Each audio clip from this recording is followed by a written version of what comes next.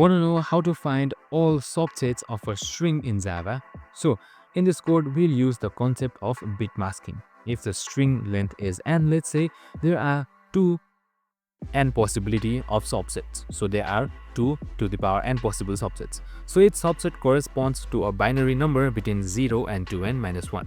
For each bit in that binary number, if the bit is set, we include the corresponding character in the subset. For example, with string ABC, we'll generate a, b, c, ab, ac, bc, and abc, and also an empty set. This approach is efficient because it uses binary logic to generate all possible combinations of characters. A really cool mix of math and code. I hope this video helped. If it did, make sure to like, subscribe, and tune in with us for more of these videos. See you in the next one.